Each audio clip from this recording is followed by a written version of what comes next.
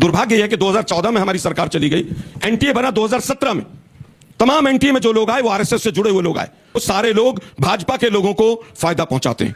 2006 में एम्स का paper leak होता है, कांग्रेस की सरकार होती है, कोई एक्शन नहीं लेता, किसी को जिम्मेदार नहीं करती। 2007 के अंदर आईसीआई का पेपर लीक होता है, कांग्रेस की सरकार किसी पे एक्शन नहीं लेती, किसी को जिम्मेदार नहीं ठहराती। क्लैट का पेपर 2009 के अंदर लीक होता है, कांग्रेस की सरकार होती है, किसी पे जिम्मेदारी नहीं ठहराती है। एआईट्रिपल का पेपर 2011 के अंदर लीक होता है, कांग्रेस के लोग पाए जाते हैं, बाइजक बरी हो जाते हैं। एसएससी का पेपर 2013 के अंदर लीक होता है, एक भी व्यक्ति नहीं जाता है। 70 सालों तक कांग्रेस की सरकार थी, पेपर लीक के ऊपर आप सब स्टूडेंट्स हैं। पहली बार देश में पेपर लीक में डेजिग्नेटेड कानून कब बना? मोदी सरकार के अंदर पहली बार डेजिग्नेटेड कानून बना, जिसके तहत अगर कोई पेपर लीक करता है तो उसको 5 साल तक की सजा हो सकती है और 5 करोड़ तक 1 करोड़ से ज्यादा का जुर्माना हो सकता है, जिसके कानून का नाम है public examination prevention of unfair means act. क्यों नहीं इन्होंने 70 सालों तक जाके एक भी बार कानून बनाया पेपर लीक पे? क्योंकि ये उससे पैसा कमाते थे और इनके खुद के नेता इसके अंदर पकड़े जाते थे। ये इनका राजस्थान का चीफ है, ये जेल के अंदर बैठा था जब राजस्थान के अंदर पेपर लीक हुआ था। अब ये यूपीएससी की बात करते हैं। यूपीएससी के ये समाजवादी पार्टी और कांग्रेस के समय में अनिल यादव, गूगल करिए, यूपीएससी के चेयरमैन को हाईकोर्ट ने हटाया। अब इन्होंने बात करी इस्तीफा की। आप सभी पढ़े लिखे युवा है, गूगल करिए, 2 बार ये मामला सुप्रीम कोर्ट के अंदर गया। आलोक शर्मा जैसे लोग गए थे कि भाई इस्तीफा ले लो, एनटीए को बंद कर दो। क्या सुप्रीम कोर्ट ने बोला?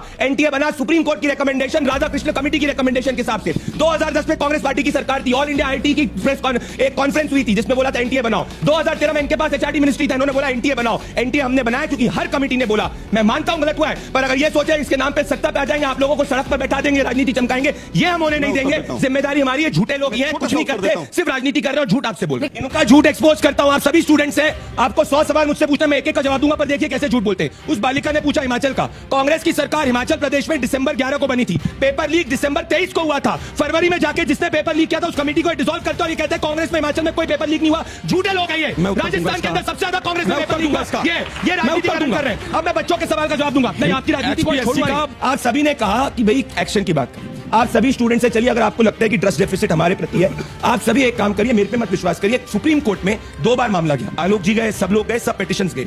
सुप्रीम कोर्ट ने यह कहा इन सभी पिटिशंस के ऊपर रेजिग्नेशन, नॉन रेजिग्नेशन, सब पे आप जून 21 के बाद में फैसला लिया जाएगा। अभी पूरा फ्रीडम करंट एडमिनिस्ट्रेशन को देना है, क्योंकि सिर्फ 38 दिन का समय बचा हुआ है। 38 दिन के समय के अंदर पूरी प्रणाली के अंदर प्रायोरिटी एग्जाम कराना है। जुलाई 27 को सुप्रीम कोर्ट ये मामला सुन रहा है। ये सच्चाई है, आप देखिए। मैं इसमें पॉलिटिक्स नहीं कर रहा, पर प्रायोरिटी क्या है? प्रायोरिटी है कि 21 जून को जितने भी स्टूडेंट्स 23 लाख बिना लीक का वो एग्जामिनेशन हो। अब एक सवाल मेरा भी है, बच्चों के बिहाफ पे जितने बच्चों से मैंने बात की है वो सब कह रहे हैं कि इस बार का क्या पोर्टल में अगर ग्लिच आ रहा है, अगर नहीं रिवैल्यूएशन हो पा रहा है, तो आप मैनुअल चेकिंग की तरफ क्यों नहीं जाते? क्यों अड़े हुए किसी पोर्टल के जरिए होगा जब वो पोर्टल बार बार क्रैश कर रहा है? इन बच्चों को एडमिशन लेना है भाई यूनिवर्सिटी में, इस बैच का क्या होगा? अंजना जी, किसी भी व्यक्ति, किसी भी बच्चे के एडमिशन लेने में कोई दिक्कत नहीं आएगी। ये भी जो फीडबैक है, ये भी कमेटी ऑफ आईआईटी डायरेक्टर्स को पहुंचा दिया, संज्ञान ले रहे हैं।